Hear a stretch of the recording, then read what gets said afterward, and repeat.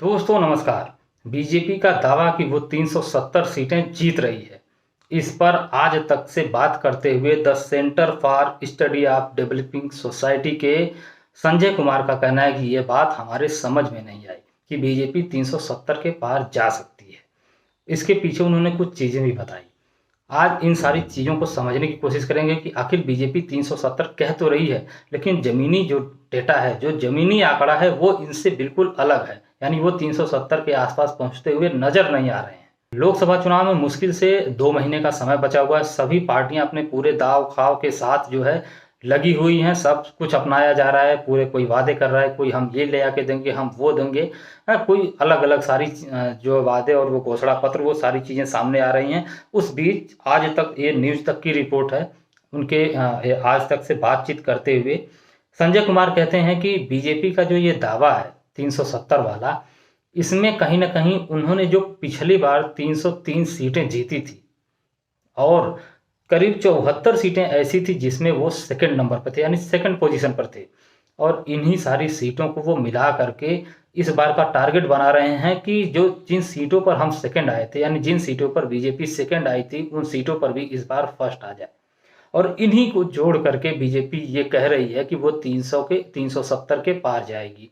अच्छा, इसमें जो है बहुत ही मुश्किल है इस बार, और इसी वजह से कहा जा रहा है कि कुछ जो सिटिंग एमपी हैं, जो इस समय सांसद हैं, उनके जो टिकट काटे गए हैं, कुछ और लोग जो नए लोगों को टिकट दिए जा रहे हैं, कुछ ऐसे जो सेलिब्रिटी टाइप के हैं उनको ले आया जा रहा है मैदान में, ताकि उन सीटों पर जहां अंतर बहुत कम था उन सीटों को मैनेज किया जा सके और सेकंड पोजीशन से फर्स्ट पर आया जा सके। या फिर कुछ सीटें ऐसी भी हैं जहां बहुत कम मार्जिन से, यानी करीब 30-35 सीटें ऐसी हैं जहां जीत का अंतर कम रहा है, तो उन सीटों पर भी खतरा बना हुआ है कि अगर 10 साल की एंटी इनकम्बेंसी काम कर गई और बीजेपी के खिलाफ माहौल बन गया, तो ऐसी स्थिति में उनकी वो सीटें भी जा सकती हैं। हालांकि यूपी में मोदी योगी की जोड़ी को तोड़ पाना अभी इस समय बहुत ही मुश्किल है। इसके बावजूद भी डर तो है ही, क्योंकि जीत का जो अंतर था वो कम था, और इस वजह से ही जो है इन सारी सीटों पर बीजेपी मैनेज करने की कोशिश कर रही है। उसके बावजूद इनका यही कहना है कि ये जो 303 और 74 सीटें हैं, इनको जोड़ करके ही ये अंदाजा लगा रही है, बीजेपी अपना टारगेट बना रही है कि हम जो जीते थे वो तो जीतेंगे ही, और जिन पर सेकंड थे उसको भी जिस बार जीतेंगे।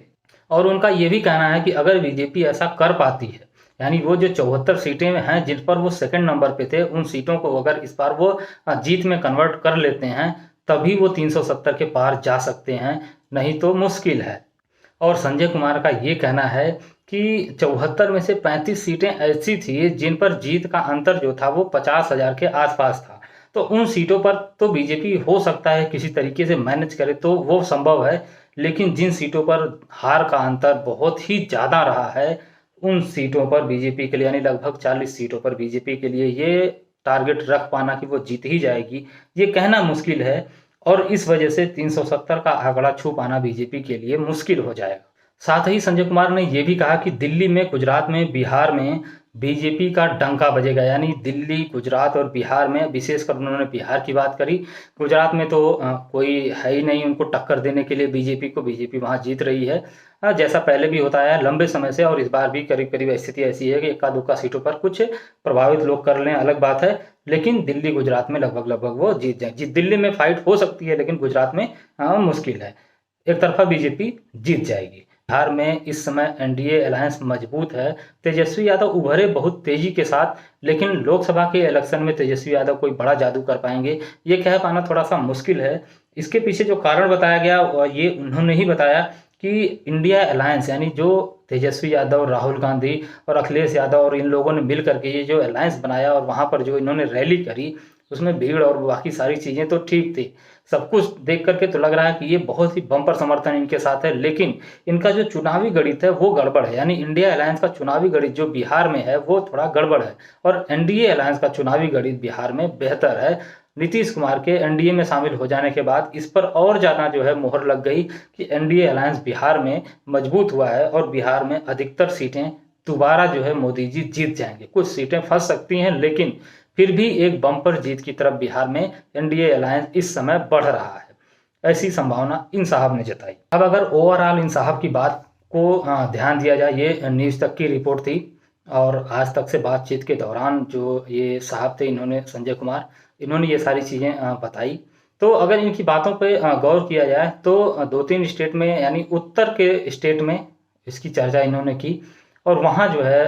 बीजेपी को बढ़त मिलती हुई नज़र आ रही है। इंडिया अलायंस को जो इन्होंने गड़बड़ बताया, वहाँ गड़बड़ में भी यही है कि इनका जो चुनावी इन्हें समर्थन तो मिल रहा है, जैसा बिहार को लेकर के उन्होंने कहा कि इंडिया अलायंस को समर्थन तो मिल रहा है, लेकिन इनका चुनावी तिकड़म जो है, चुनावी गणित, यानी उन सीटों समर्थन तो मिल रहा है, लेकिन उन समर्थन को सीटों में कन्वर्ट कर पाना, ये इंडिया अलायंस के लिए थोड़ा मुश्किल है बिहार में। और बीजेपी के लिए ये आसान है।